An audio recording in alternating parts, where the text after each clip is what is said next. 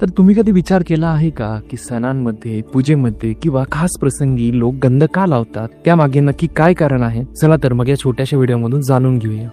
तर गंधकाम किंवा गंध लावणं हे केवळ मनाला आनंद किंवा दिखाव्यासाठी नसतं, तर आयुर्वेदानुसार गंधाने मेंदू आणि शरीरावर सकारात्मक परिणाम होतो.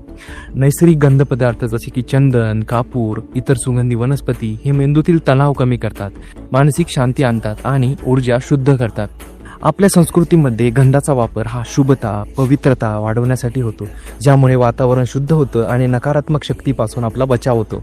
म्हणूनच पूजा, योगासने, सणांमध्ये गंध लावल्यानं केवळ रीतसर नाही तर शास्त्रीय कारण देखील आहे. म्हणूनच आपल्या परंपरेमध्ये गंध लावण्याला खास महत्त्व दिलेलं आहे.